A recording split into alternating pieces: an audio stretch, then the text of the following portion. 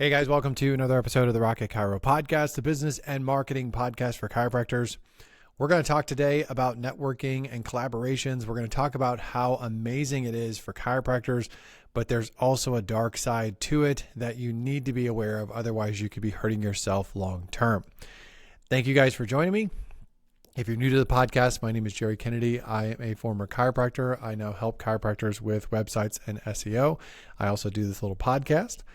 And if you want help with your website and SEO, go to rocketchiro.com and request a free new patient search review. I'll take a look at your website and SEO from a patient's perspective and let you know what you're doing well, what you're not doing well, and if we can work together. If you're brand new into practice or you've been out for a little while and you're feeling a little stuck, go to Rocket Chiro and check out my Next Step program. It's a really great way to get some additional help beyond the podcast, get contact with me, and be able to head your practice in the right direction.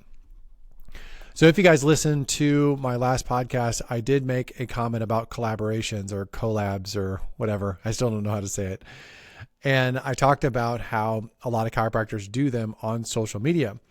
And there's nothing wrong with that per se. Like the idea of networking with someone, associating with someone, collabing, doing a collaboration with someone, it's a very valid thing. It can speed up your growth from a marketing standpoint. It can transfer trust if the person you're collaborating with or the person you're networking with is vouching for you, or they're a known celebrity or important person or whatever. It can give you credibility and authority. And frankly, it can open up doors, like those relationships that you're building through networking in your community or networking online can open up doors for you that wouldn't open up otherwise. So there's a tremendous amount of upside that goes along with these associations that we're doing.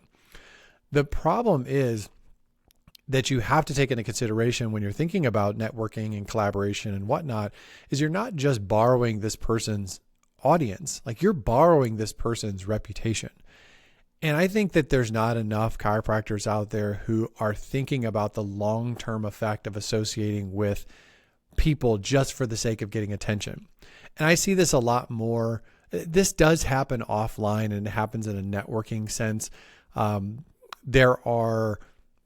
kind of give you a practical, like some real world examples that, when I was in practice, there were certain chiropractors in the area that were pretty known for being shifty. Like these people were doing insurance fraud. They were lying to patients. They were billing things that they shouldn't have been billing. They were making promises that they couldn't keep. I mean, it's just sort of the scum of the earth chiropractor type stuff that gives chiropractic a bad reputation. There were some people that were pretty well known that they were doing this. They were actually fairly large practices in the area, which is unfortunate, but that is the case a lot of times. And any time that there was somebody in the area who was close with them and they would vouch for them and they associated with them, and it didn't matter who it was. It could be another chiropractor, which you would see a lot of young chiropractors that really gravitated to them because they didn't have the discernment to understand that, practicing in that way, even though they were making money, they ended up getting in trouble, but it's like they're making money and they're big and they're doing well right now. That's not a good idea. They would just be drawn to the nice car or the busy practice. So young chiropractors, I would see that and I would immediately go, well, this person lacks discretion, like this person, or they lacked character. Like maybe they are also dishonest.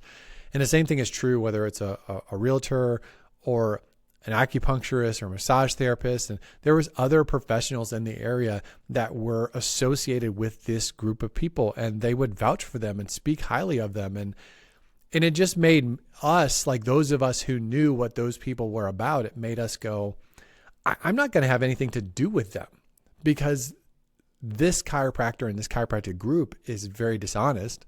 It's sort of a known dishonesty, and all these people are vouching for them. Well, you're obviously either you lack discernment or you're dishonest or some combination of those two things. And so the same thing can happen online. And I will admit that it can be very, very difficult to know who to associate with and who not. You could do your due diligence and still make a mistake. I have done that. And so from an online standpoint, I don't have a lot of people on my podcast. So you guys will, if you listen to my podcast on a regular basis, you'll know that I just don't. But I had a guy on my podcast before, and this was years ago, who I had a good conversation. I put some of his content in my next step because it had to do with some marketing stuff that chiropractors could benefit from. And I found out later that this chiropractor, he ended up getting arrested because he was doing some inappropriate things, like illegal inappropriate things, not just practice inappropriate things, but human being inappropriate things. And I had to go through and like try to find anywhere where I had posted his content, I'd mentioned his name, and I may not have even completely cleaned it out like I would like to, but I didn't know. Like, and I would have vouched for him for a long time saying, oh yeah, nice guy. Like I didn't know him personally, like know him, but I felt comfortable enough that I was like, hey, he seems like an honest guy. He seems like he's got a good practice. He seems like he knows what he's talking about. He's got good advice. And so even though I'm actually very picky about who I associate with on my podcast, I've made that mistake. So I'm not at all saying that you can't make a mistake even if you do your due diligence. What I'm saying is that you really need to do your due diligence, because we live in a world where attention is sort of it's sort of a money thing. You know, it's like people view attention like they do money. They view attention like it's some sort of I don't even know what the right word is, but it's something that they value tremendously. And some people don't care where that attention comes from. And that's a really, really foolish way of thinking about it, because that's the type of way you think when you don't have any attention at all and you're trying to scratch and crawl and you're just trying to get a little bit ahead or get your head above water, get your practice going, get your business going. But as soon as you start heading in the right direction, you get your head above water and you start doing a little bit better and you start doing okay. And then you look around and you're like, man, maybe I shouldn't have had that person on. Like, that's kind of embarrassing. Or you find out that that person did something sketchy, or they were doing something sketchy the whole time, but you just ignored it because you were so drunk on the idea of getting more attention. Like, that's not good. And those are things that you don't really want to do. And I will tell you, some chiropractors don't care because they're trying to be influencers. And if that's you, I mean, you probably don't like my podcast anyway. Like the people that listen to my podcast, like my podcast is not the most popular chiropractic podcast by any stretch of the imagination. But the people who listen to my podcast are generally patient-centered chiropractors who genuinely care about providing excellent care for their patients. They want to help a lot of people and make a good living doing it. Those are my people. So you're probably not the type of person who just wants to be an influencer for the sake of being an influencer, just wants attention for the sake of getting attention. But you do have to be very, very aware of the allure of it. And I fell into this. I was on the radio for a while in my local area when I was in practice. I got the opportunity to do a health related radio show for a little while. It sounds like a big deal. It wasn't. It was a lot of fun, but it was an AM station. It was on Saturday. Nobody listened to it. So I don't want to make it sound like it was something that wasn't. But I will tell you this, that I got one of the arrangements that I had with the radio station was that anyone that advertised during my time frame, that I basically split the ad revenue with the radio station. So if that person was paying, $1,000 for whatever, however much, I would get half of that. And so there's this draw and this temptation to accept advertisers, because part of it was because I was vouching for these people as well. So it wasn't just that they were running commercials. It was advertising during my show. And so I was essentially vouching for them. And I got to tell you, my level of integrity dropped when I started being offered money to endorse people.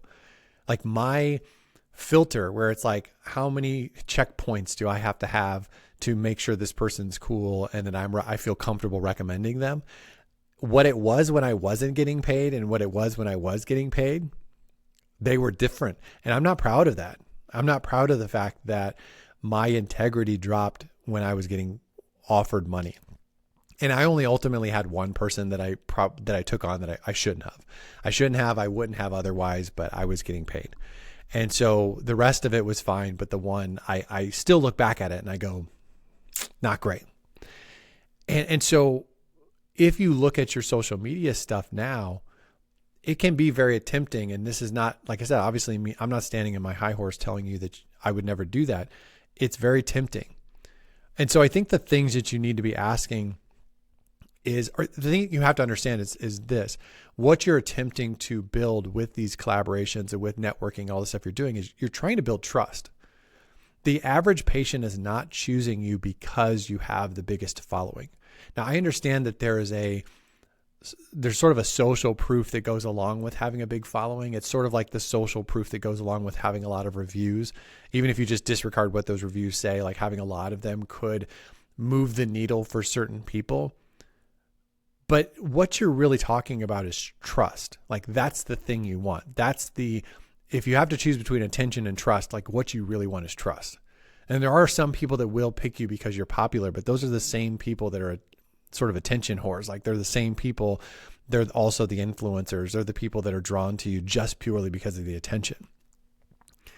And so if you think about it from the standpoint of trust, then you have to look at the people that you're potentially collaborating with, or the people that get a hold of you and they say, hey, can we do this or can we do that? And this also goes into your marketing too, your marketing message, your branding, the stuff you're putting out into the world.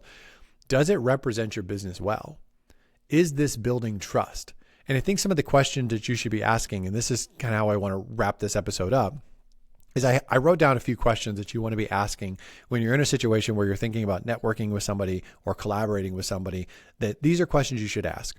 And maybe these aren't the only questions, but I think they kind of get you headed in the right direction. Do I actually respect this person and their work? I think that's a very valid question. Would I be proud of this collaboration 5 years from now? Does this align with my practice values?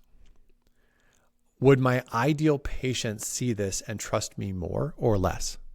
This is actually one of the reasons I don't like the salesy conversation around like closing patients. That idea of, if my patients heard me talking about my practice this way, would it make them trust me more or trust me less? Would it make them want to go to me more, want to go to me less? Like the way that I talk about business and chiropractic, I would be more than happy and willing to talk about it that way in front of patients.